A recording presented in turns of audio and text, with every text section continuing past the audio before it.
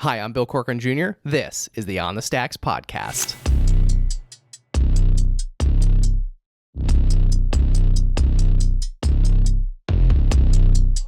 Oh yeah, whoa, look, they can never keep me down, I'm going, and if I ever fail, just know I'll go again. I never quit, cause I know that every loss may lead to another win. I'm going up.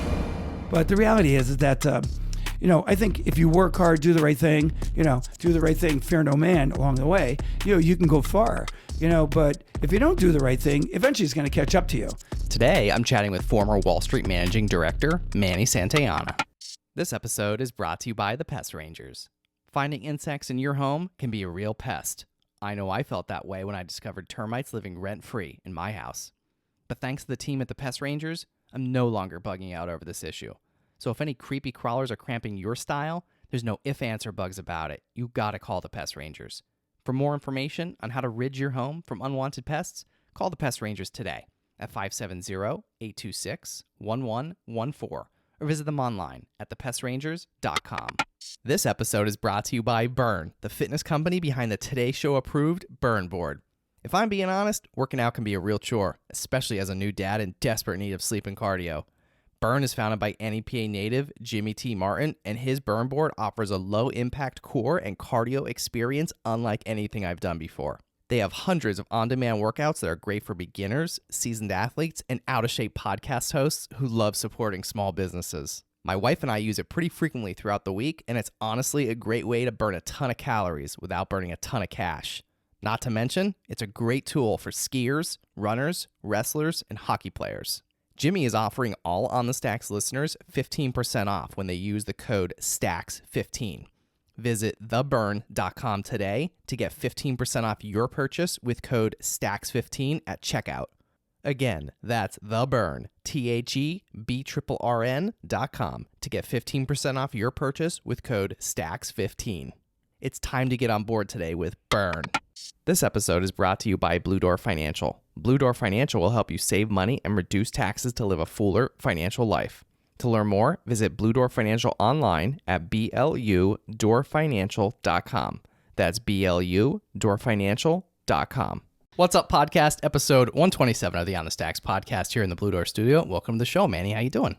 Hey, Bill, how are you? Thanks for the invite. Appreciate it. Yeah, man, I'm glad to have you here, and I feel like we couldn't go any further without giving a shout out to our friend Jimmy T. Martin for introducing Love the two Jimmy. of us. That was a great connection. Yeah, so thank you to Jimmy. We know he's listening, Yes. so I hope we make him proud during this episode. He's running the Burn in New York, right? He is. He's crazy. Good for Guy's him. crazy. Yeah, I love him. All right, so I wasn't sure if we should start the podcast off with like a Jordan Belfort style, chest beat, hum, so funny. I wasn't sure if I should start off like that, but yeah. So you spent a lot of time in New York City on Wall Street. Yes, sir. A lot of highs, a lot of lows. Yeah.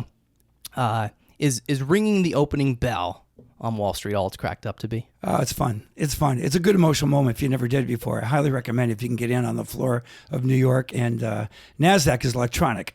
You know what I mean? So it's a little automated, but it's a great studio. I prefer the NASDAQ studio over the New York, only I guess because I work there. Yeah.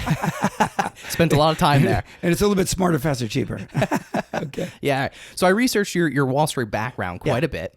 And I read, you just mentioned the electronic trading. Yes. And, from what I read about you, your electronic trading team was rated number 1.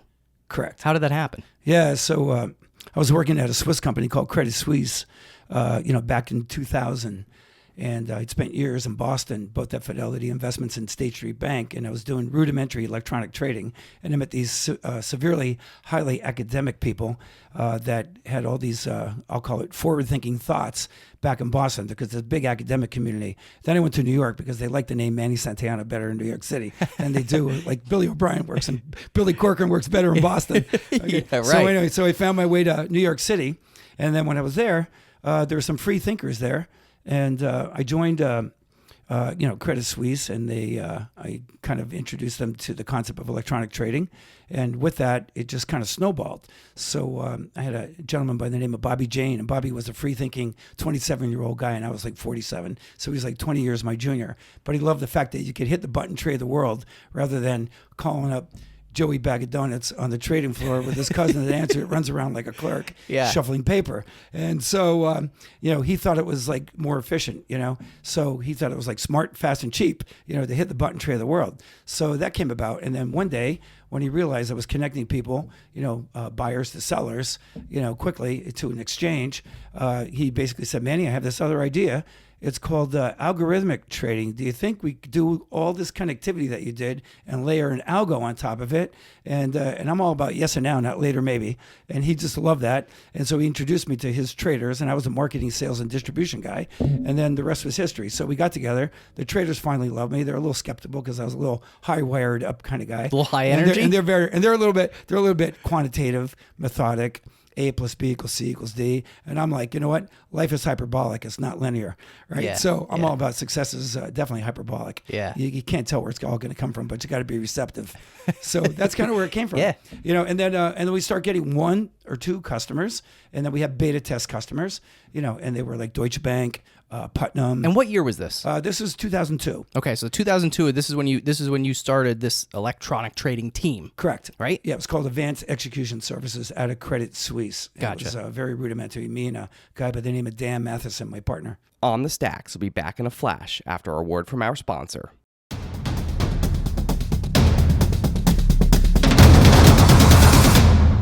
I grew up in a household where I watched my dad in courtrooms stand up for rights of victims.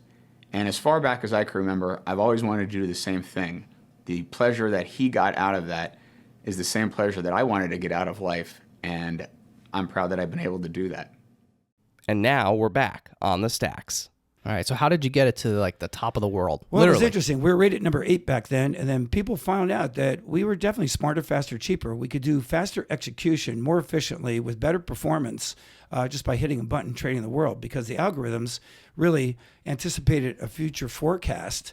Rather than somebody's opinion, we had data. We had like over 120 data points that we collectively assimilated into a model that when you hit the button, the computer would actually decide when to trade more efficiently, whether it was, should I trade the stock in NASDAQ? Is it dual listed somewhere? Is it in a dark pool? Is it at some other odd bank? That kind of thing. And it would wait till the price performance came into line, and then it would rapid fire, just like a gorilla would be hiding in the bushes and just come out and attack, and then take up all the liquidity and all the pricing that you could as fast as possible. Everything was sub-second. So by the time you call a trader, you get the trade off, that could be a minute or 2 minutes. This is completely sub-second. So this is like literally split second trading. Yes. And you're, just operating on margins, before like the other guy can make a phone call in Correct. 2 minutes. Is that what you're That's trying correct. to say? And that's where a lot of the money was made in the early days. So think about it, like if it takes 2 seconds for a trader to do it, or 2 minutes for a trader to do it, and if you can get your trading down to a second, like second, That's sub-second, so milli, micro, nano. So I was kidding one of my quants. I said, dude, you got to name your kids milli, micro, nano. Anyway, that was it. So all right, so you went from number 8. Yeah, number 8. Number 1. Like what kind of money are we talking? It took about 8 years. Well, we were doing only like 2.5 million the first year. The second year, that was like 02, 03. We did like we did 14 million. And then like 04, 05 was like 36 million. Then it went to 72 million, 108. And then we did 350. Then we went global. We went over to Asia, Hong Kong, London, et cetera. And then we had the whole world kind of wrapped up. We were doing close to $1 billion. So our peak year, I think, was like 2010 after the crisis hit. So when the crisis hit and people were running like crazy and scared, and I call it the case of the FUDs: fears, uncertainties, doubts, and suspicions. That's what the FUDs are, right? Okay, yeah. And so we took away all the FUDs because people were very uncertain about everything. So they said, let's deal with some certainty. So let's blame the computer if it doesn't execute well. And we said, follow your dreams, get in there, hit the button. So we ran around with the sales force.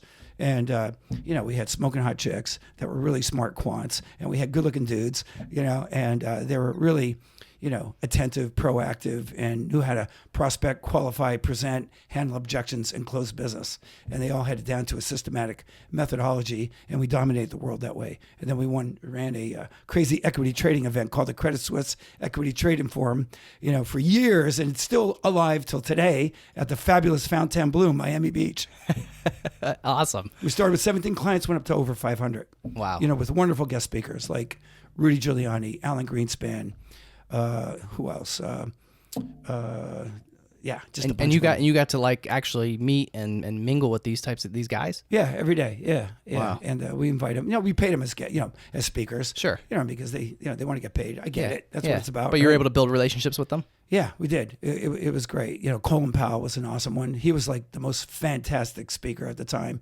Everybody's running around down Vizcaya in Miami Beach, and everybody's around having cocktails in their hand, just talking with clients, stuff like that. And we said the event started exactly at 7:00, and now it's like 7:01, and we see one guy with his hands folded sitting at the desk. Sitting at the table, and it's Colin Powell. He was there exactly at 7:00. And when he sat down, everybody else sat down. And then when he stood up, everybody gave him a resounding round of applause, and then stood up on their feet and brought the house down for Colin Powell. That was right after the Gulf crisis. Yeah, awesome. Yeah, it was cool. So that was a leadership talk. Yeah. So you went from $2 million to over $1 billion. Yeah, 2.5 to over $1 billion. Yeah, in 8 years. 47 countries. Yeah. And how much? And so at this point, you were what, managing a team? How big was your team? It was the sales team was only about 38 people. The technology people was about 100. Out of that 100, we had a subset of about 20 people that were client service, answering phones, handling orders. But the proactive outbound salespeople, because I always said there are no clients in the office. I don't want to see you in the office. Maybe to come in and do a handshake and do a summary. But we had about 138 people between technology, client service, and proactive salespeople. So how does a guy from northeastern Pennsylvania, from a blue-collar family, blue-collar background, end up on Wall Street? Oh, man, I guess it's all about what your parents taught you. Just do the right thing and fear no man. What does that mean? That means explain that. Yeah, so, when you grow up, I grew up on one of these, they call it Catholic environments. I like to call it Catholic, okay, because that's the way they talk around it. I was a Catholic, right? So anyway, but I grew up in a guilt-ridden environment. My mom and dad were very disciplined people. They went to work. My dad was a trucker, former dairy farmer, military guy, and my mom was a seamstress, dress factory worker, piecework apparel. Working in those. I don't want to call it sweatshops, but sometimes they were kind of like that, because she would go from different place to different place. But what they did was they always showed up on time. They always came home on time. They always treated their kids the right way. The house was full of love, and and that's where you learn to do the right thing. So you learn a lot just from like observing, growing up, watching your parents. Yeah, just doing the right thing. If you didn't do the right thing, you got the belt. Back then, capital punishment was really good. Yeah. Were there any character building moments that you'd say you learned most from your mom or your dad growing up? Yeah, I mean, there's my mom always wanted to serve her family, so she would do like the right thing for everybody all the time. She was a very kind, gentle person. Never met a kinder person. She raised 3 boys, and it kind of, like, when I got older, it kind of broke my heart to think that, like, at 5:30, 6 o'clock in the morning, I lived in one of these coal mining houses with a dirt floor down in the basement, and she'd be down there, shoveling the coal, putting it in the coal furnace. You know what I mean? I'm like, that chick rocks. You know what I mean? But I thought of that as I got older. When you're a kid, you didn't know any better. You just went down there, watched her do it. When you're like 5, 6 years old, sit on the steps, and she'd be like lighting a fire with newspaper, a little bit of wood, and then a lot of coal, and the house got warm. So that to me is like a discipline in itself, just taking care of your kids, and then not only feeding them, whatever, and getting them ready for school, and then ship them off to school like by 7 o'clock. And then she'd be off to the dress factories, especially in the 70s when inflation hit the roof like it is right now. So she needed to go back to work after she raised me being 5 and then being like 13, 14, 15 in the 70s. All of a sudden, your mom had to go back to work because there wasn't enough money. You know what I mean? And so she used her skills to maximize it. So to me, that's like a champion, serving your family, and that's all she ever wanted to do. My dad, he was a trucker, dairy farmer first, grew up in Chase, and then he went to World War II, Philippines, very disciplined, kind of guy. Came back, ran the farm, realized that the farming life wasn't going to like cut it, as things evolved in the farming industry, with 7 kids, and my grandfather died. So there wasn't a lot of leadership, around that. So I think the whole family just dispersed and went off to like manufacturing. Things were the big things. So my dad worked at Leslie Fay, and he was a trucker for Leslie Fay. And then I remember him doing the right thing one day. It was 1972 after the flood, or right before the flood, I think it was actually. And he got hijacked by the Black Panthers coming through the Lincoln Tunnel. And it was just kind of crazy, right? And I'm like, holy crap, you got hijacked. And so we got hijacked by the Black Panthers. And the Black Panthers weren't even black. They were Puerto Ricans that worked with the Black Panthers. And they had already killed 2 guys. But they kind of liked him when he hijacked. They killed like 2 other truck drivers? Yeah, they killed other guys. Yeah, it wasn't 2 other truck drivers, just other people in the city that they killed. It was a heavy 70s thing where Rudy Giuliani was starting to clean up, And so, but it was still very uncertain times. And he was carrying probably like $1 million worth of dresses. Your dad was? Yeah, he was. Yeah. So coming through Lincoln Tunnel, they just jump on the truck, put the gun up to you, window, open up the door, put it in your stomach, get you out of the truck. They take their truck. You get in a car with them, and they take you to an apartment. You get an apartment in New York City, and it was all drugs back then, people shooting up. So he was really worried they're going to shoot up. So, but he was kind enough and engaging enough kind of guy, that he was one of these bar dudes, hanging out at Farmers Inn, that kind of thing. And up in Shavertown, that was his thing. He knew how to get along with, a myriad of people, even though a lot of them were like farmers and local blue collar dudes. There was a couple of accountants that showed up there. So anyway, he got along with these guys, and he became friends with them for about 3 days. And then finally... So they kept him hostage for 3 days? They kept him hostage for 3 days. I think it was 2.5, actually. And they kept him overnight in the apartment, and they even took him out to bars with them. And they said, listen, if you get off the bar stool, we're just going to shoot you right there. And then you're going to stay with us. Because they were just holding him until they got rid of the truck. I guess they decided they were not going to kill him, although they easily could have. But I think they just kind of liked him. That's the way I found out, right? Yeah. So they gave him $200. They told him hit the road. And then he did the right thing. He went to the detectives, and they got all these guys within, I think 2 days, And the weird part, the police was, they came to our house. They said, your father's been kidnapped, but he's okay. How old were you? I was 16. Okay. Yeah, I was, a wrestler back then and all that kind of thing. And I was 16, so I was kind of okay. But the bizarre part is they moved us to our grandmother's place that has the same last name. So I couldn't figure that one out. Yeah. So, but they moved us out for the address that was on his license. And, I used to shine his shoes every night. And on his shoes, when he was sitting in the apartment, he remembered their license plate. And he scribbled their license plate on the side of his shoe. Very convoluted, but enough polish was on it to get the license plate number and for him to remember it. And then, he when they let him go, he remembered reading the shoe on the side to the police, and that's how they caught them all. So I just thought it was sort of interesting. That's unbelievable. It's crazy. So they wind up in the Tombs of New York City. The Tombs is a jail. So we went to court for about a year, and then they put these 5 guys, in the Tombs, and they made the front page of the New York Times. Captured 5 guys, the Tombs.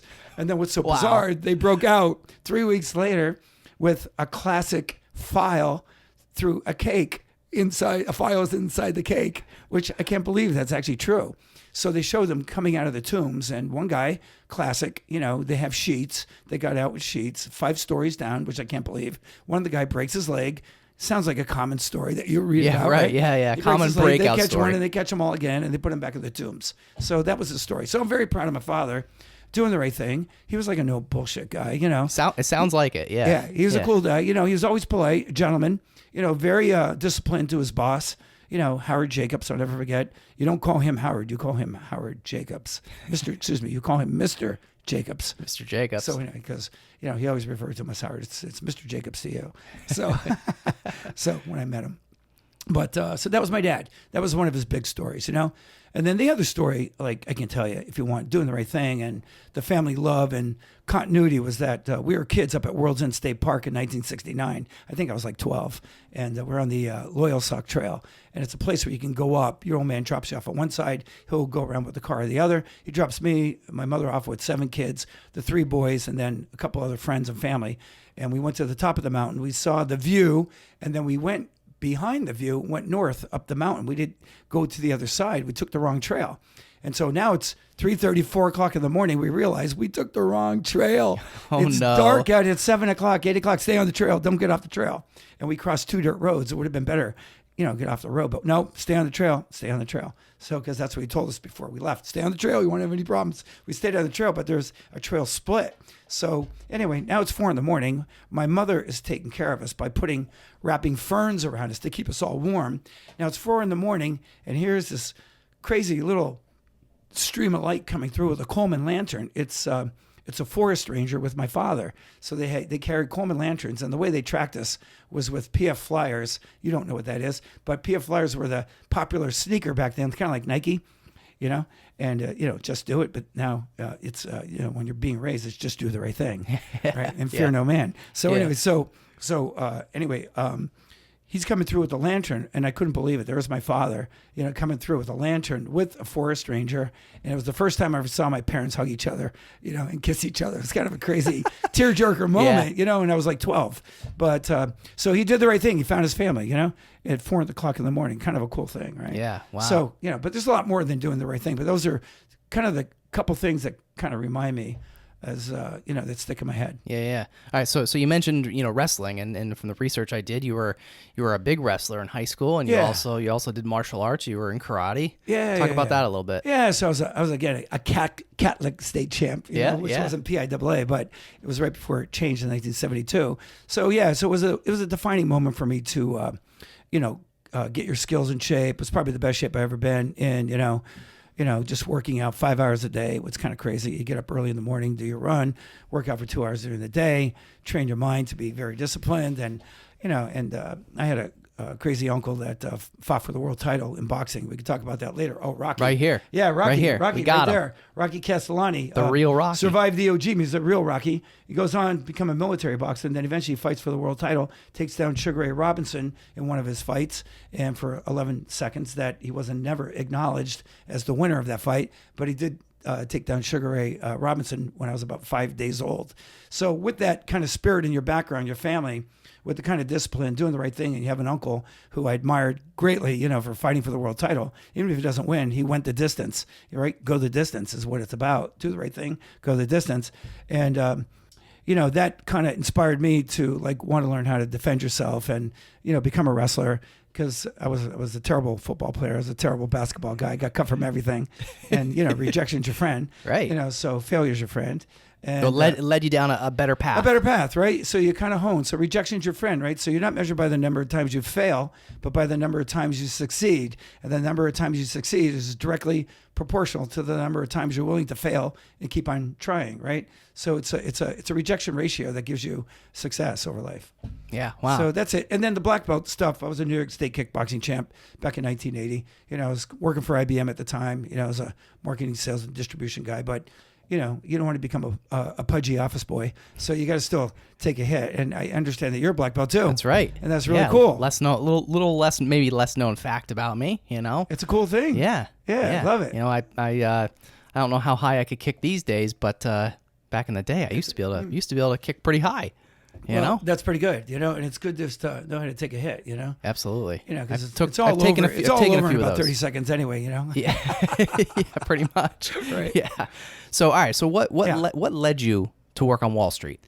Yeah. So I started off. I was a psychology major. And I was always trying to understand people's, I call it fears, uncertainties, doubts, suspicions, fear, greed, ego. What are the motivators? That kind of thing.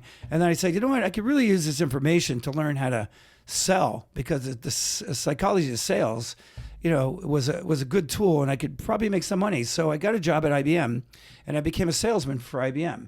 And with that, I went to IBM sales training, that kind of thing.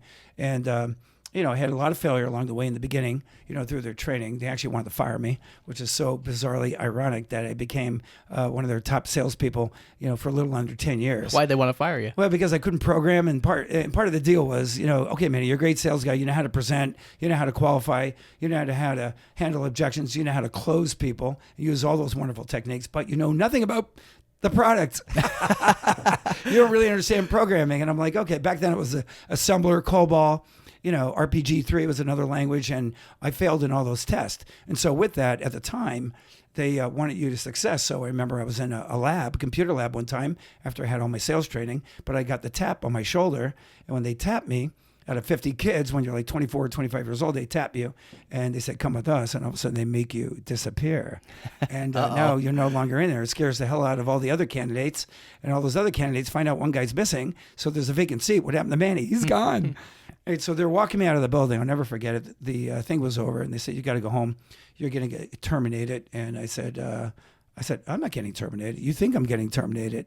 This is just the beginning of our conversation. No doesn't mean no. No means we haven't talked to each other long enough. It's like handling an objection in sales. Yeah, this was like a real life sales call. Them trying to. It was a real life sales call, guy that you just trained how to sell. I'm handling your objection about getting rid of me, and I'm going to remove the objection, and I'm going to get you to agree with me over time. I love this. So the guys, what they do is they take all my stuff out of my apartment I was staying in, and they said, here's all your stuff. We're going to give you a ticket, and you're going back home to talk to your boss, and he's going to terminate you probably this afternoon. I said, dude, I'm not going back home. I said, I'm staying in Atlanta, where the training was, and I'm going to party for the weekend. I'll go home when I want to. That'll be Sunday, okay? Because you don't own me, but I'm definitely an employee. But you don't own me if you're terminating me right now. So I'll go back on Monday and talk to my boss. So I do that.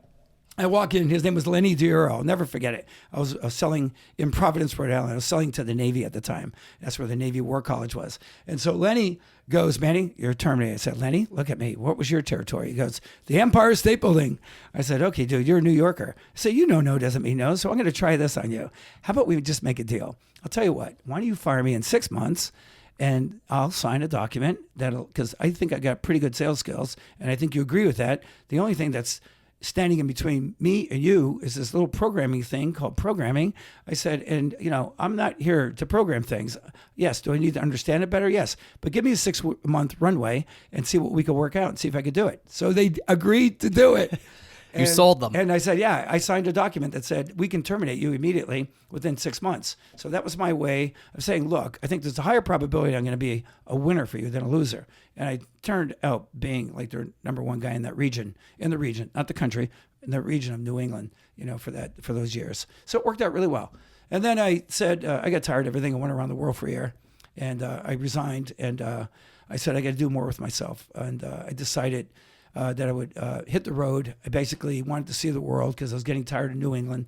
And so I basically hit 33 countries, 100 cities that year. And so you just took a year off. Traveled the world. Yeah. What'd you learn? It was great. Oh, dude, I learned that I could live off my own dough. All right. And so it was kind of cool. Right. And I was doing a little bit of trading. I was trading my IBM stock that I had at the time. And, I was following the markets a little bit closer because you needed to pay more attention to that. And, but I learned that I was completely self-empowered, living off my own wallet. And I said, when I come back, I said, the only way I think I can learn how to do that and get leverage is to become a global broker, learn about Wall Street. And so I did learn about Wall Street when I came back. And basically I got hired by a little company called Payne Weber, and they had me take all my licenses. And I passed all those, by the skin of my teeth.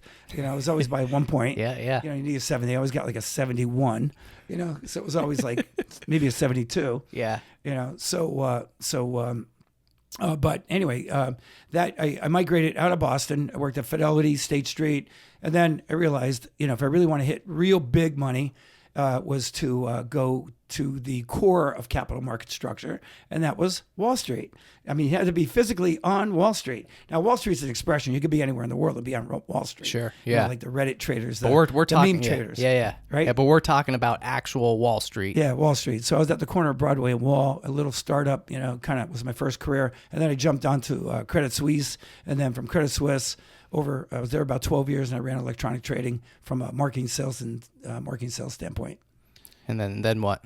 Then we became number one, and you make a bunch of money, and then you get old. You start there when you're like 46. By the time you're 56, they want to give you the tap again. I always talk about the tap. The tap on the shoulder. They tap on the shoulder. Time to go. Yeah. And then they don't really want you to go. They want you to hang around and don't go to a competitor, but they want the younger guys in their 30s, 40s, and early 50s to kind of like move into your slot. So it's basically the people that you hired really want your job over time, and that's fine. And so does your boss want you to kind of move on. You're 56. It's kind of like a target age where they give you the tap, but they pay you out. So they give you a significant life-changing payout. Life-changing check. Life-changing check that, they pay you to leave, which is a very professional way to like end a career. And then they say, oh, we want you to leave. We want you off the books, but we want you to become an advisor to the new stars, that we're going to make that just took your seat. And I'm like, I'm happy to do it. And they pay you to stay. And then when they pay you to stay, you advise everybody.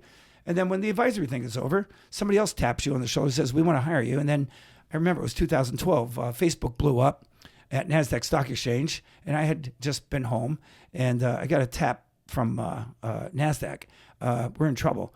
Facebook went public, at $38 a share, but it dropped to $19, and we just lost our clients and we're getting sued. So we would need somebody to come in and reinvent our client relationship team that knows marketing, sales, and distribution. We want you to recruit, hire, train, and motivate a new sales force because we're in trouble. So I said, okay, I can do that for a couple of years. So they tapped me. I went to New York. I was head of sales for NASDAQ for a couple of years after the Facebook blow up on the NASDAQ exchange. And which is why people argue that New York Stock Exchange, where there's a lot of guys waving their hands, would have been a better deal for them. But the reality is it's the hybrid situation is really the best of all things. High tech and high touch always works better in tandem, together. So I became head of sales for NASDAQ and there for a couple of years. And then I just advised on Wall Street for about 3 more years. And then came home to take care of my mom. My dad passed away and my mom had severe dementia. So I moved in with her and I took care of her for about 5 years, with managing 14 caretakers, just like managing a sales team. Yeah. Yeah. All right. So is Wall Street far off from what the movies portray? It's pretty close. I would say the movie Wall Street with Michael Douglas was very, very accurate because that was a high touch situation, and, when you had Bud Fox, Yeah. Talking about Blue Horseshoe. Blue Horseshoe loves Anacott steel. Right, exactly. Yeah. That was the code thing, right? Yeah. So people talked in hyperbole, to kind of signal things that were probably, not ethically correct. So I've seen a lot of that around, to be honest. But there's a lot of honest people too. You've seen the good and the bad on Wall Street. I've seen the good and the bad, right? I've seen the stars, and I've seen the stars that burned out, like a Bernie Madoff, like a Rajaratnam that worked at Galleon. And then, so these people got in trouble. You actually knew these guys? Like you knew Bernie Madoff? Yeah. I balled them, shook their hand, and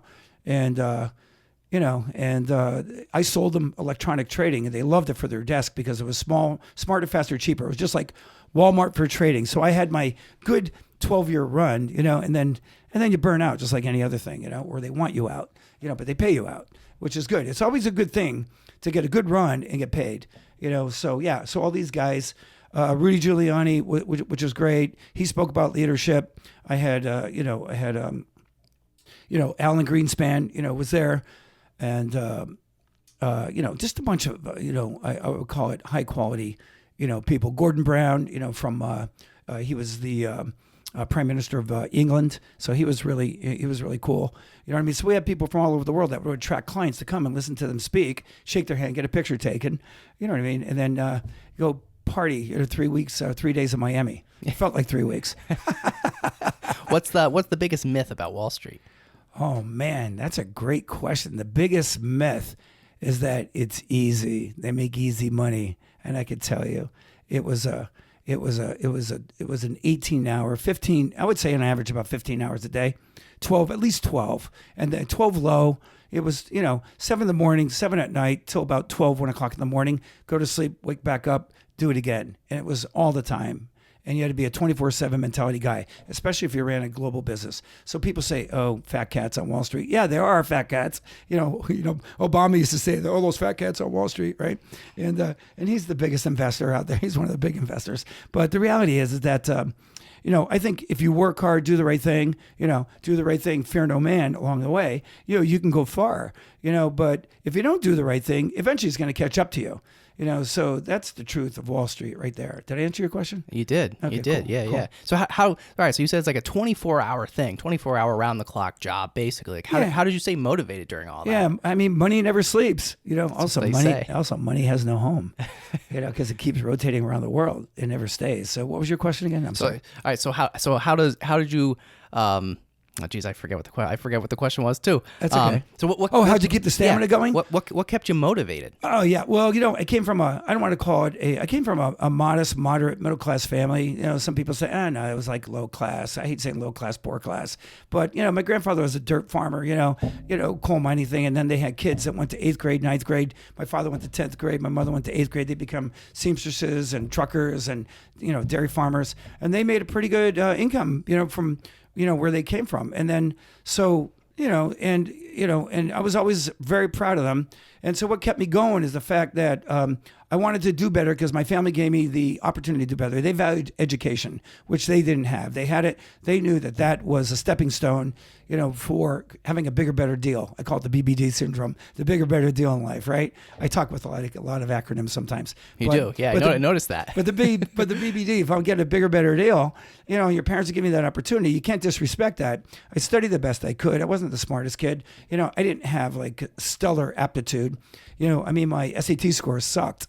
1,300 was like a good thing, right? Well, mine were like the first time I got my SAT scores, I think 1,200 is when they think that you're really good, right? Well, mine were 820 combined, which is like English and math. Yeah. 820, that's like a loser. Yeah, I think I was in there. I was in that same bracket. Oh, were you? Yeah, oh, yeah, So totally. I said, God damn it, I'm going to take it the second time. So I took it the second time. I wound up with 760 combined. So when I took the aptitude test, I never did really well, with companies and things like this, and like the programming thing at IBM when I was getting terminated, so that aptitude. But I had different kind of aptitude. I had the emotional quotient, I had that emotional aptitude. I could understand people, read people, look them in the eye. I could prospect efficiently. I had a high value of empathy for my parents, right? And they were always disciplined. They always respected their employers, and they were almost to the point that they were subservient, which kind of bugged me. That's the thing that bugged me. They were always like fearful losing their job because where would you go? If you didn't go to Leslie Fay, where would you go? Right? If you're going to be a trucker somewhere, you could go be a trucker a lot of places. Now truckers are in high demand. Right. My old man would have loved it now. Right. So, but back then it was different, And my mother worked in a dress factory. She would go from one factory to the next, but also with a lot of respect because she got paid by them. And I think it was that subservient thing. But Rocky was the guy who was out of the box.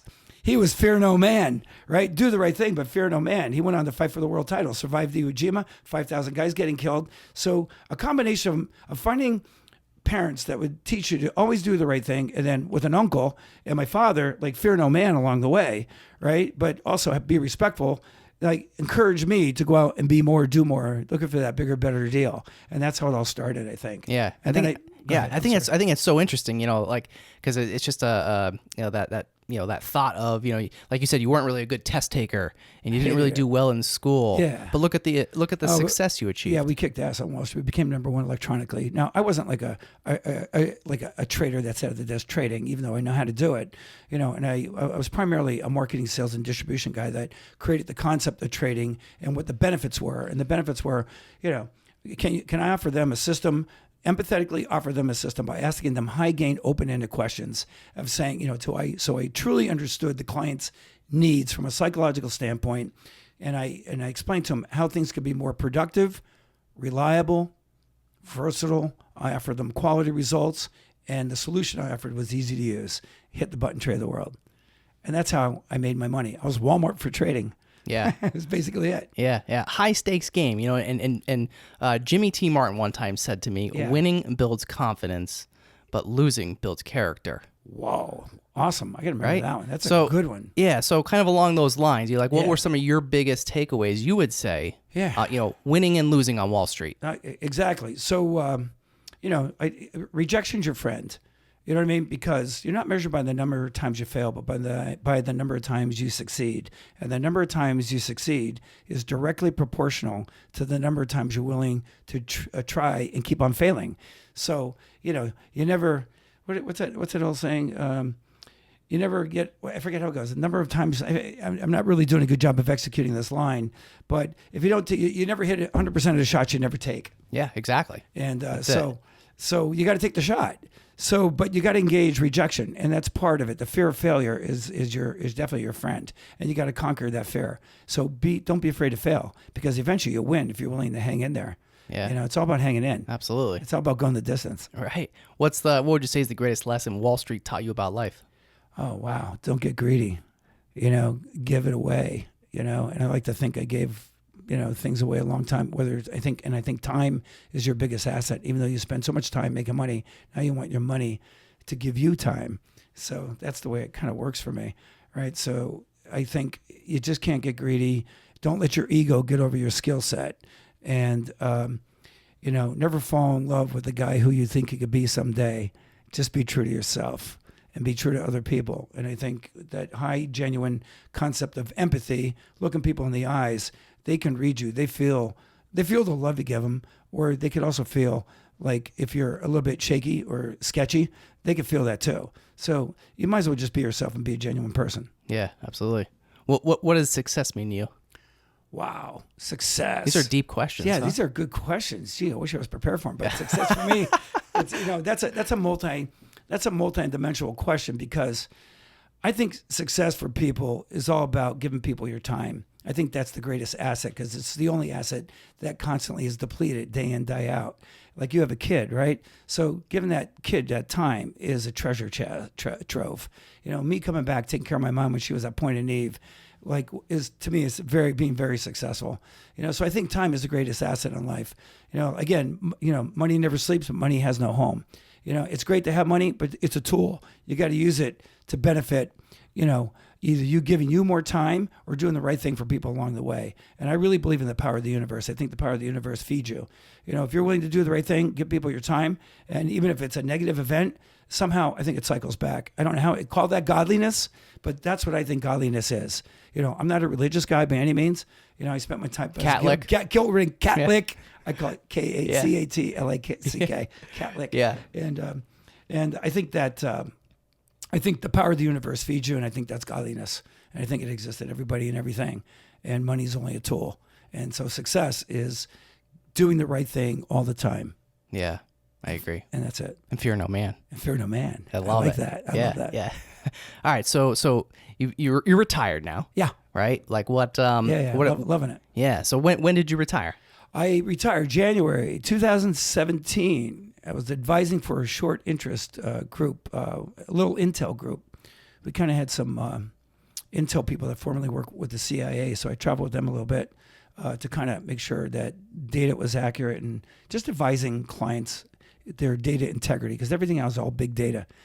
People steal data, they manipulate data, break into your computer, all that stuff, right? So I was sort of advising people on Wall Street about short interest, which means betting against the market, and if the data is accurate, when to do that. I worked with some ex-CIA guys that were at the CIA for over 30 years, called the Arkin Group. I traveled with them for a couple clients, which was probably one of the highlights of my career, kind of hanging out with those dudes. So wait, they were ex-CIA? Yeah, ex-CIA. Working on Wall Street. They were working as a service, assisting us help identify if there was data integrity. Gotcha. Because that's how they monitor things, and then they go in and take care of business. Yeah. When they have enough data. Yeah. Wow. Like they find, like Palantir.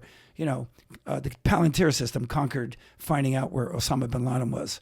So I love the Palantir people. I work with some of those kind of folks. And a woman by the name of Whitney Castle was at the Arkin Group. And the Arkin Group, you can look them up. Jack Devine was he was the big CIA director down there, and I traveled with him just like 3 or 4 times. It was just kind of cool, but it was a highlight of my career, like working with those guys. How the hell did you meet these people? Through my boss that was affiliated with them to examine data integrity. You know what I mean? And so that was it. So it was like a really cool experience. Yeah. I had a shot at the CIA when I was an IBM guy back when I was 25, but they weren't paying anything. You know what I mean? Yeah. So I said, thanks for the offer, guys, but politely no. You want to be polite, those guys. Yeah. So then I retired. I came home. So you moved back home. Yeah. What, in 2017? Yeah, I moved back home in 2017, take care of my mom, and my dad had passed away. And then my mom had sort of dementia. I had some caretakers taking care of her, but she needed more attention. And I wanted to be hands-on taking care of her. So I decided I was going to cash out, got my last checks, off of Wall Street. And now you're, airborne, so it's been fantastic ever since. You know what I mean? Yeah. But taking care of 14 caretakers was a big challenge, but always do the right thing. Things work out. Yeah. So all right. So what are you up to now in retirement? Oh, dude. So I decided, besides trading meme stocks, I do, which trade we'll talk meme about. stocks. We got to talk about that too in a minute. But go. I love it. I feel like I'm a millennial when I trade the meme stocks and I'm on the Reddit platform, banging them out, trying to catch some momentum, trade. All right, let's actually talk about that now, and then we'll talk about the retirement thing in a minute. Sure. All right. So you legitimately, you were a meme stock guy. Yeah, I was a meme stock guy. Yeah, I made my money on GameStop and AMC. I took some hits, on other ones that didn't work out so well. You know what I mean? So I have like a 58% win rate to a 42% loss rate. So the delta difference is around 16%. So that's a pretty consistent number for me. I'm 58% right most of the time and 42% wrong. But it's the concentration on the money that you're wrong that hurts. You know what I mean? Because Yeah. one time's wrong could really offset a lot of light wins, 58%. Yeah. So you got to make sure your notional value, I call it, on those trades is weighted appropriately. So it's not just the win, but the notional value behind those wins or losses. Yeah. So you got to make sure you got a good delta going between both. But that's how I kind of do it for fun these days. So I have my short, high-speed trading money, I call it. But then I have my safe money, which is most of my money, just basically working for me, through dividends and interest and hopefully appreciation. And sometimes you take a hit, like right now, taking a hit, like about, 12%, negative this year. But the other years you're up 15, 20, 21%. So you're going to have a down year. Nothing, like I said, life is hyperbolic. It's not linear. It doesn't always go up, Yeah. like to think, Yeah. hyperbolic is sort of like an erratic term. You think of it going in multiple directions because you never know where that one little moment in time is going to change your life or change your portfolio or give you that meme stock advantage. Sorry. So what? So you got like 25 monitors set up at home or what? I got 6. 6? I got 6, but there's a lot of sub screens behind it. You know what I mean? Okay. I got 6. Yeah. It's kind of cool. It's kind of fun. Yeah. You got the TV going. Your Bloomberg. So you got TV you got the going. command station CNBC, all set up. We got the command station, and Yeah. sometimes when it blacks out and it goes dead, it's like it's a heartbreaker. You know what I mean? So you got to have a backup system, which is actually your handheld. Yeah. That means sell everything, get out until your systems are running again. So so you got to be a little bit careful. Yeah, I think it's real interesting that you actually were trading the meme stocks. Because it's just over the last couple Yeah. of years, but there's been a lot of discussion publicly and on social Oh, media dude, and the news. I love the and- guy. I love all those little punks on Oh my Congress God. that interview deep fucking value. Yeah. You know what I mean? I just love him, And he was from Brockton, Mass, I think, And he was not even in the markets. He was sort of like, I forget his real name, though. DFV, they call him, right? Yeah. D fucking V. Where's the bandana? He's a cool dude because he was sort of like an educator for Wall Street. And he only traded for himself, but they were looking for something, And he was completely intrepid. And I watched all the hearings. And I just love the guy. He's like a major ape, as they call him. All the apes that come in, right? That's the name that they're using. And I love, To the Moon, YOLO, you only live once. Yeah. Whole diamond hands. Yeah. I just love the whole culture. It's really cool. I felt like a millennial. I felt like I was 25 to 35 again. Were you in crypto too? I still am in crypto. I am. Taking a hit, but I was experimenting with it. Nothing dramatic because I wanted to watch the behavior and the patterns and how things actually work. So I was in about 4 crypto names, Okay. And but I've been letting it just reside there, watching the news on it. Yeah. It's not a big, significant part of my portfolio, but I love Nova Grants. He's a big guy. He's a big Wall Street dude. I knew his brother over at Millennium, and Nova Grants is a cool dude. He was a former wrestler too, and he's a big crypto guy, big believer in crypto. I don't know if you know that guy, but look him up, Nova Grants, NOVOGRANTZ. He's a hitter. You know what I mean? All these guys. So, Yeah. Where were we? All right. So meme stocks, and to clarify, Yeah. For the people out there that may not know a lot about, like, I'll say, like, investing, Yes. right, the stock market. Yeah.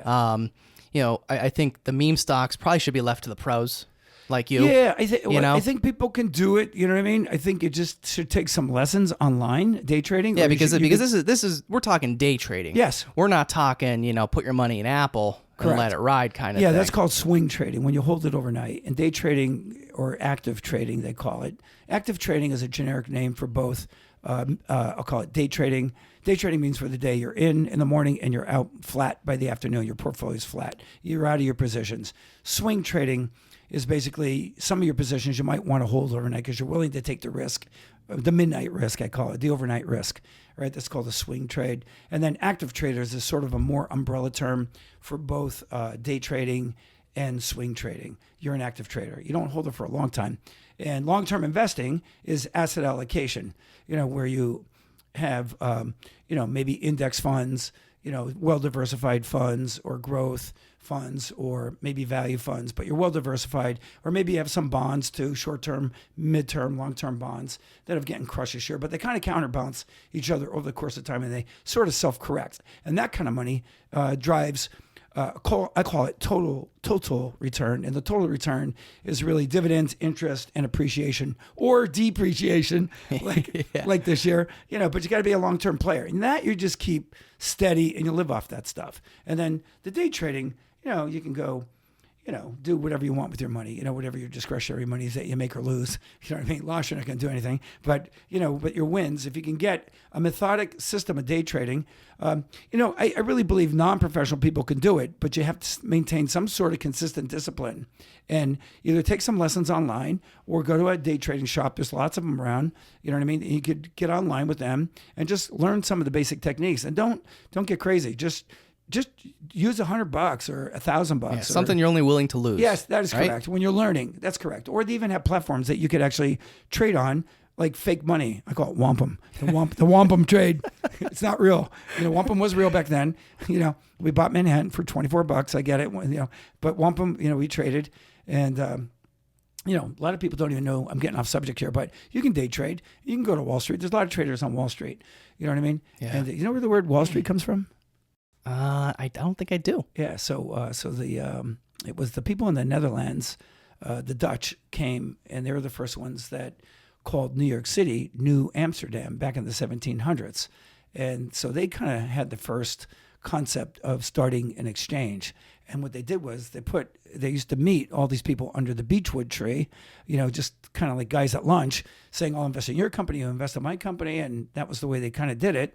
And so what they did was when they had an exchange, they didn't want the Indians to come in and raid them. So they put up a wall across the tip of Manhattan, all boards, planks all the way up. So it used to be a wall there. Used to be a wall. That's why I call it Wall Street. And wow. It divided the entire lower tip of Manhattan, from Broadway up, Broadway was an old Indian trail. So I was at the corner of Broad and Wall, and but I just loved the history of Wall Street under the buttonwood tree and having the Dutch that actually started it. And that's how Wall Street got its name. Wow. It was a wall. Interesting. Yeah. Who would have thought? Who would have thought? Right? That it actually was a wall. The obvious might be accurate. Yeah. Hiding in plain sight, you know? Right. But I'm not a fan of Jordan Belfort, the Wolf of Wall Street guy. I mean, I love the show. Yeah, let's clear it up here. Clear the air. Yeah. So Jordan Belfort's a little bit of a scumbag, okay? So he ripped off old ladies in Long Island. And, and I don't know why people today, after he was proven to rip people off for $220 million, that people admire him. I love the show. Yeah. I love Good DiCaprio movie, in it. right? It's a great movie. I love the energy. But he was a scumbag in reality. And I'd say it right to his face. And I think all he did was give back is like around 20 mil out of the 220 that he lost. And I forget how long he was in jail. I think only 2.5 years, not very long. And then he's running around doing sales training. Like, who wants to learn from a scumbag? You know what I mean? I mean, there's always something to learn from somebody, but I just don't have the heart. Like, I would love to meet the guy, shake his hand. So, dude, but, couldn't you have done the right thing and fear no man that way instead of ripping off old ladies? The way he did it. You want to know how he did it? Yeah. I don't know, because a lot of people don't really understand how he did it. Was the movie accurate? It was kind of accurate, but the way they never really told the inside story, I don't think. But they showed that he got caught and everything else. But it was relatively accurate. So he would let's say get 5 guys that were outside of his firm, and he would give them money to go buy a stock. And then in the meantime, he would have his inside guys that were part of the firm making calls to old ladies. This stock is going to Pluto, and Pluto's not even in the solar system anymore. It's going to the moon, right? That kind of thing. So they would get these people in. Then he would tell his guys he gave, let's say, $100,000 to each. I'm making the number up, right? But now you have 5 guys that nobody in the firm knows about. He's telling them buy, right? Like Jim Cramer, buy. Yeah. So they're all buying. The stock is going up. And the old ladies are watching the ticker of the stock going up that his inside guys are telling him to buy. See, I told you it was going to be great. It's going to go. So then what he did was he gets all the general public to buy the stock and ride the stock. So he pumps it up. He pumps it up.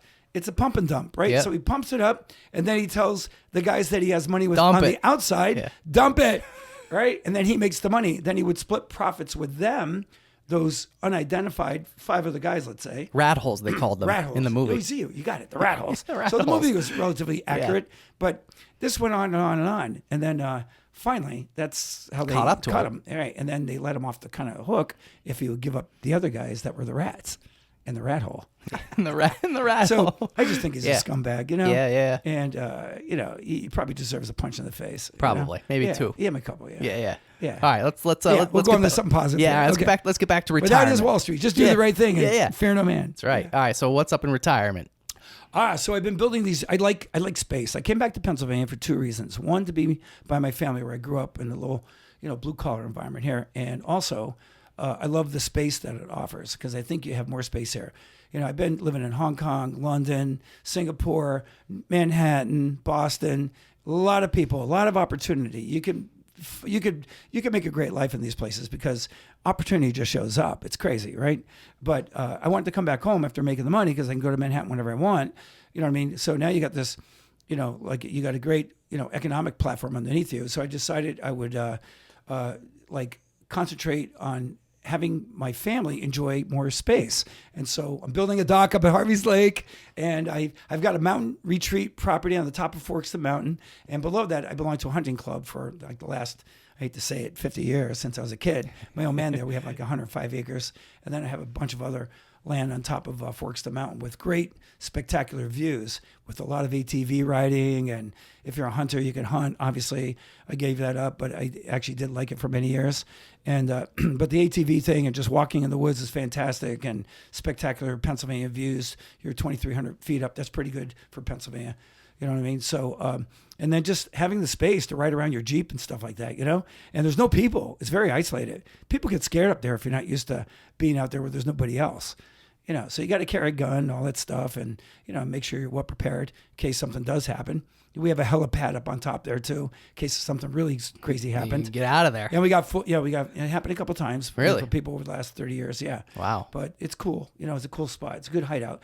And then I have like a little project I'm doing at Newberry Estates, you know, redoing a condo there in case I get old and want to move into a an easier place to live, you know, that kind of thing. Yeah. So is your dog up at the lake finished? It just got finished. Yeah, it's a saga story. It is. It's a crazy story. I did a little research, you know, because of course I had, you know, whenever a guest comes in, by the way, so everyone knows. I mean, I Google the shit out of you. Yeah, thank you. You know, well, I gotta make sure. I hope it's good. Yeah, gotta make sure you're the real deal. I did a broker check on you the whole bit. You know, all that. You know, clean record. Yeah, right. Clean record. Yeah, have a clean record. You checked my record, right? I did. Yeah, of course cool. I did. I like a clean record. Yeah.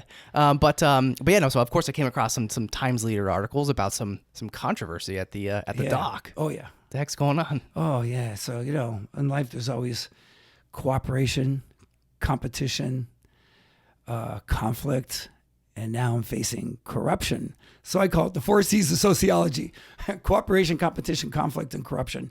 So now I'm in the midst of this corruption by a zoning officer who has been proven to be completely corrupt, along with her, boyfriend.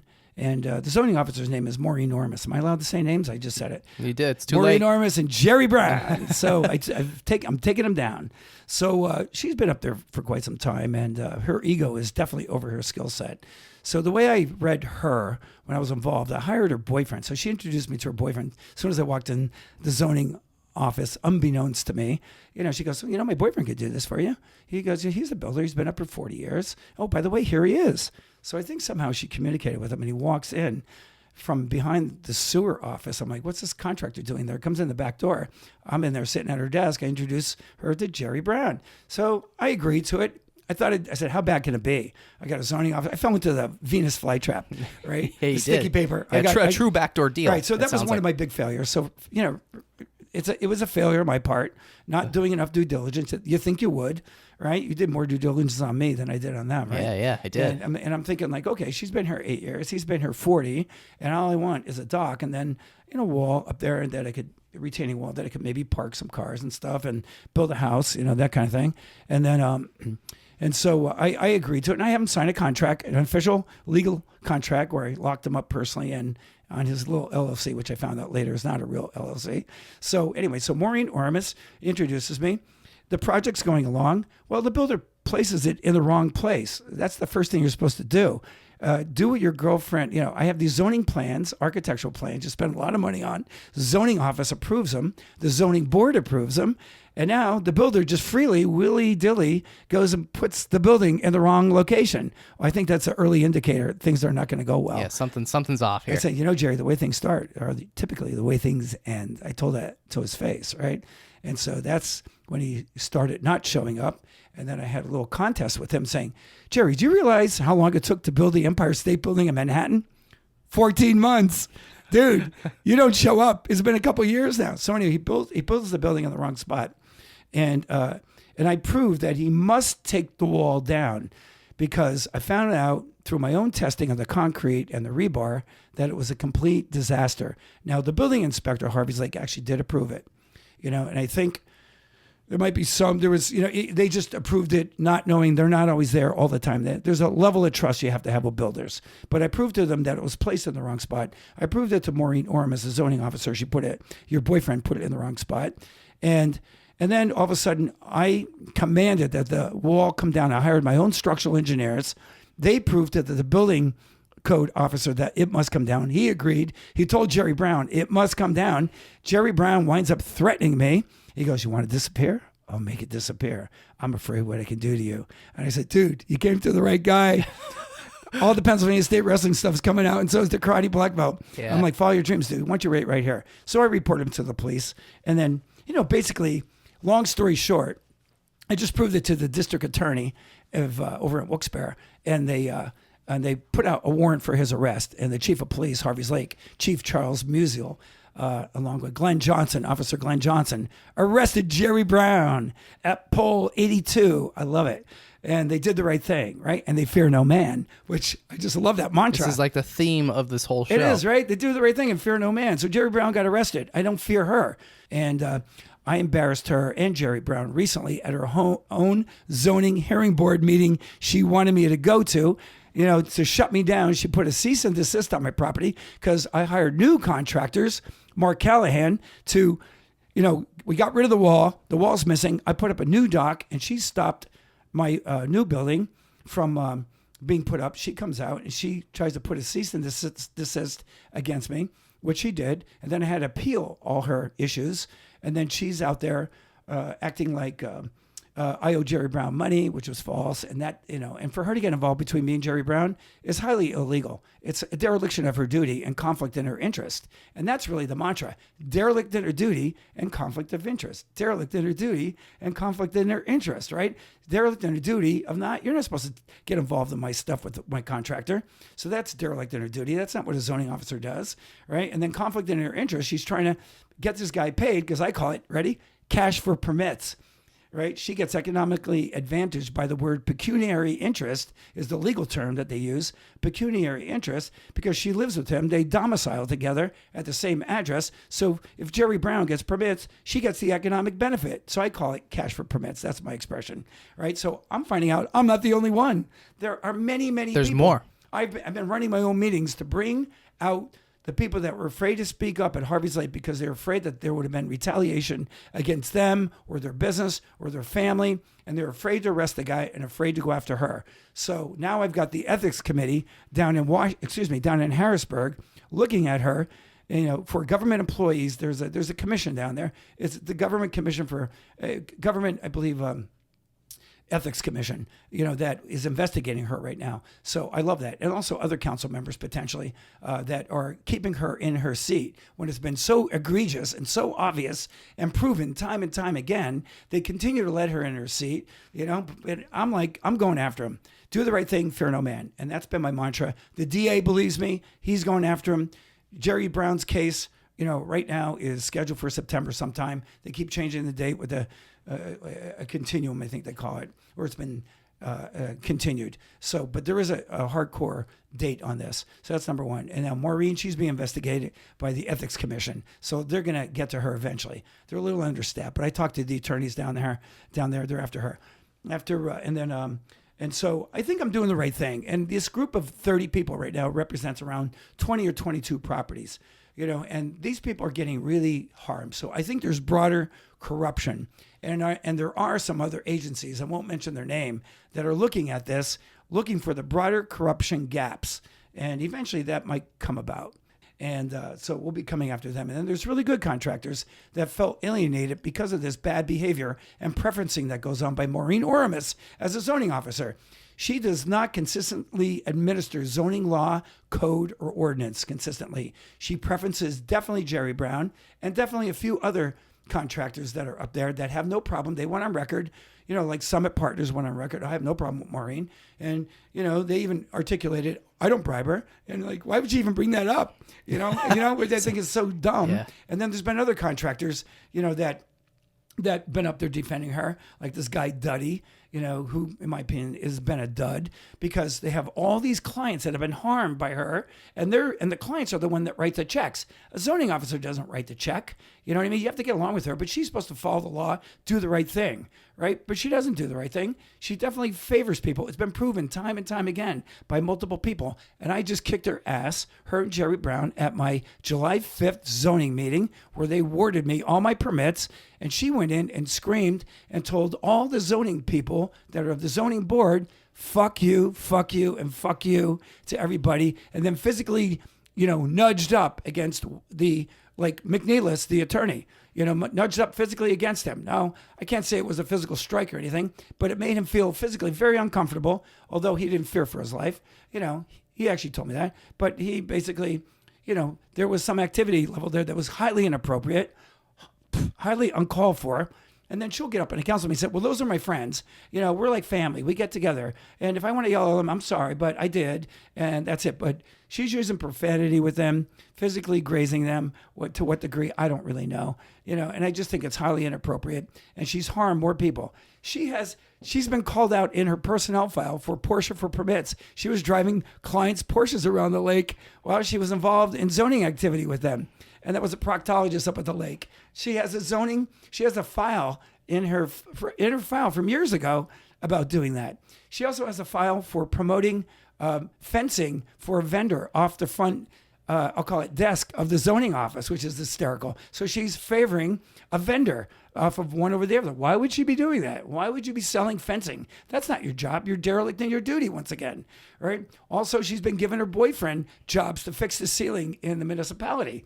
And she doesn't go out to bid. She gave a house to her husband to demolish that was borough property, but did not go out to bid. Why is that? There was no equal bidding process. And then also there might even be potential, I don't know if this is true, I asked her to talk about it, potential insurance fraud. She was using her own car to go around the lake instead of a municipal vehicle that they gave her to use. They sold a police car to give her a municipal vehicle to go around the lake. She didn't like it, so she wanted to use her own car. She used her own car. Then she got in an accident. She got in the accident, and then she puts an insurance claim in, and she asked the borough to give her the, what do you call it? What do you call that thing?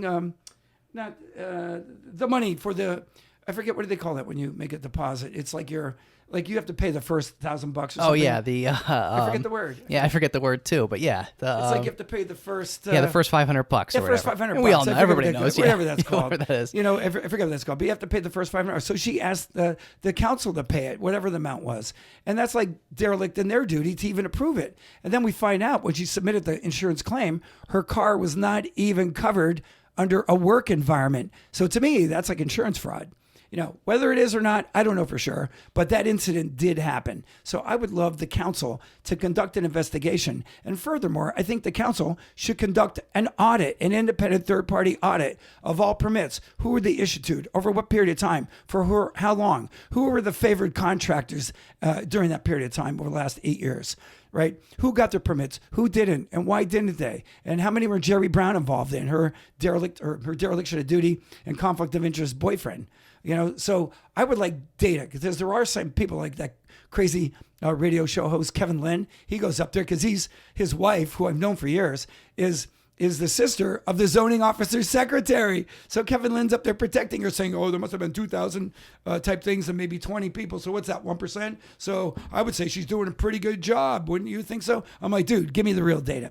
Give me the real numbers. Don't make up shit. And you're not allowed to speak anyway because you're nepotistically involved. Your wife has the sister of the zoning board, or excuse me, of the zoning office and of the town. So you can't be making comments when you're nepotistically involved. Nobody believes you.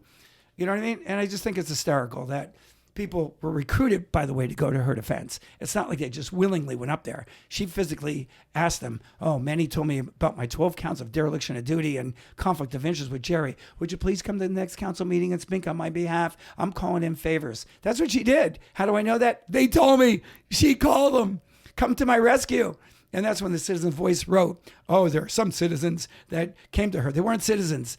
They were builders that she was calling in because they are fearful of their livelihood, that she'll make it ugly because the council members will not terminate her because they're weak they're just weak. That's all they work. They're weak. They're ignorant. They're not doing the right thing for the residents of Harvey's Lake. And I just think everything will come out eventually. Yeah. So what do you hope to be gained from all this? Well, number one, I got my doc.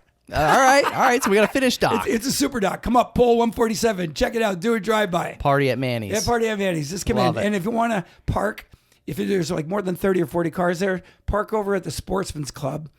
Tommy Boyle that runs it, and Patty Boyle that run the Sportsman Club have given permission. If my 3 parking spots that I have there, you can park on the side of the road. But if it gets crazy, if you see me on the dock, even stop by, even better, right? So I'm just saying that the Sportsman's Club up at Harvey's Lake off of Knoxham Road, they allow you to have parking and then come in and have a beer over there as a courtesy for parking. Nice. You know what I mean? But Yeah, come yeah. to the Super Dock, poll 147. There it come is. check it out. We only have boats there now, but it's 2,200 square feet. Come check it out. It's a big dock. A big dock. Big dock. Careful how you say that. Yeah. All right. So back to the investing. Oh, and, yeah. and Wall Street. Yeah. What would you say is your best investment tip or advice? Oh my gosh! Like, You know, let's say, I'm like, on a momentum- basic level. Okay, I'll tell you what it is. Okay, if you want to save money and you want it at an efficient price point, I think now's a great time to get in. I'll give you the acronym for it. It's with Vanguard. It's VTSAX is a symbol. It's VTSAX is a symbol. And what that is, it's a broad base. It owns the entire market. Like, I think it's over 4,000 stocks. I think it's 4,059 stocks in the entire universe. So what you're betting on is that the comeback of capital markets, right? So broadly, you don't know where it's going to come from. You don't know what's going to lead the pack. Is it transportation?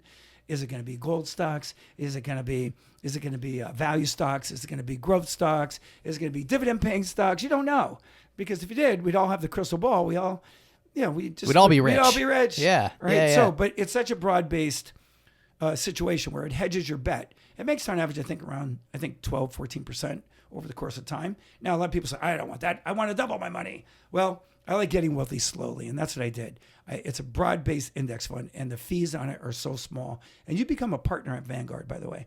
So they would be a great sponsor for you. There we You go. know, get Vanguard. I'm telling you, Vanguard, you become an owner when you put your money in Vanguard. And what's the benefit of being an owner? You get reduced fees, and that's why.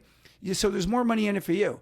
If you go to other firms, they have higher fee structures. But I know Vanguard is like as cheap as it gets. Buy. Buy. There we go. I'm a big fan of VTSAX. Now, if you want momentum stocks and you want to be like a little day trader, I'm still a big believer in the Reddit platform where there's REDDITT. I'm one of those crazy old apes with a young ape mentality. Like, I hit the button trade for the day. I'm in, I'm out, make a couple bucks for the day, and go spend it at a sportsman's club, up in Knoxon Road, Yeah. or wherever you want to spend Yeah. it, go to New York or whatever, but I'm a big believer that diligent asset allocation across multiple asset classes, it's called diversification, is what wins the game over the course of time. I've taken big hits over time. That's when I was day trading. And you will take hits over the course of time, but if you stay the course, it comes back. Like, I start getting in the market back in the 70s, and let's say really the 80s, I had a couple bucks. And then the comeback, when the market collapsed in 87, that's when Michael Douglas came in. Money never sleeps, the big clay. Yeah. The 80s, right? Money never sleeps. Blue Horseshoe loves Endicott Steel. That collapse took a year and a half to come back. That's not a big deal. If you stayed in the market, a year and a half later, you made back your money. And then in the 90s, the Gulf War in 91, it went to about 2 years when it collapsed back then. So it got a little bit longer. And then when it was late 99, like party like it's 1999, right? The dot-com bubble, right? That kind of thing. Well, that thing, took 6 years to make a comeback. I don't know if you know that, but it was 6 years. But if you stayed in the market, you made your money back. And in the meantime, you're collecting dividends and interest. So you got income coming in that's feeding it, So anyway, so 99. Bottom line is long-term. What's that, buddy? Long-term investing. Long-term investing wins the game, but you got to put it in and dollar cost average in. So you don't know when it's going to be the highest or the lowest, but keep buy all the way through your lifetime. And then for your one-off, like I'll call it, the mad money, for lack of a better word, with Jim Cramer. But that money is sort of like, It's true. It's mad. You get mad. You get all possessed by something. You think it's going to Pluto, right? And and then you want a dollar cost average down too. That's cool. But you got to watch the momentum on these things, right? And then when you make a couple bucks, get out. Don't hold on forever. Like GameStop, right? I was watching people go up. It rode up to $400. I think mid-30s to 400. I wasn't in it then. I wait for the dead cat bounce. So when it came back down, and then it was at a reasonable buy level, I'll call it, I bought in, and then it just happened to kick up over 2 days, and then I got out. I'm not a big holder when it comes to that. Like, to the moon, YOLO, hold forever. Yeah. No, never. Yeah. Maybe in the safe money, yes. Yeah. But on the one-off money, no. So does that answer? I hope that It answers does. it. Yeah. So all right. So this the timing of this episode may be a few weeks delayed from recording till the time this comes out. Yeah. So give me. Do you have like a favorite stock now or something up and coming? Oh, Something you're watching? Yeah. So like not. I want to go. Not like a day trading stock. Oh, okay. A day trading stock. No, not a day trading stock. Not a day trading stock. Yeah. Well, okay. So to answer that question, I'm still a big believer in the FANG stocks. It's not Facebook anymore, right? It's Meta, which I hate that name. Yeah. I think he made a big branding mistake, in my opinion. God bless, but I'm sure it'll be okay. But Facebook, Apple, Amazon, Google, Alphabet, those things. I'm a big believer in technology growth stocks, right? But you got to have an underlying asset allocation of other ones, like the blue chip, like I'll call it like IBM. I want to say Sears and Roebuck. That would be dating myself. Okay, I don't think they exist anymore. Yeah. But anyway, I'm saying like the blue chip ones like AMD. Is a good stock. I think AMD. Here's what I think. I would buy some chip stocks right now, like AMD. There's some others out there, and because they're all chip dependent, everything's focused on Taiwan. If we break loose with Taiwan, meaning if things get better, we start building our chip factories here. I think you're going to see a run on people like AMD. So I would say examine the chip universe, find the chip stocks, right? Because cars suck right now. Like the cars are so expensive, the new and the used ones.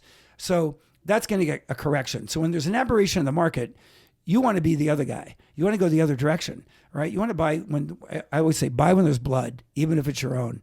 So buy the blood. Even if it's like a terrible time to buy, you think it's pessimistic, that's when you buy. That's a Warren Buffett thing, right? Even buy when it's so down and people are in disrepair. That's when you start buying. But buy slowly. You don't have to buy quick. You'll never find the bottom and you'll never find the top. But the point is it's always great to get in and get out at the right point. But you just don't trust yourself. Trust your discipline.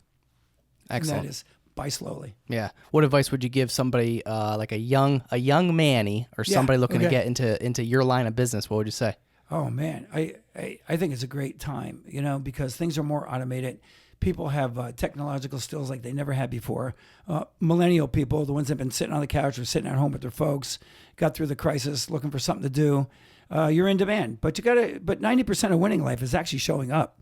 I think that's a Woody Allen line. 90% of winning is showing up. So you got to show up. So still do that work from home thing if you think so, but you got to press the flesh. You got to go and shake hands with people, eyeball people. It's all about trust.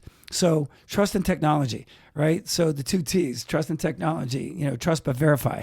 And so the only way you're going to get verified is not in a chat room. You're going to get verified when you go shake somebody's hand, look them in the eye. And that's your trading partner or that's somebody you're selling to. You just can't buy online.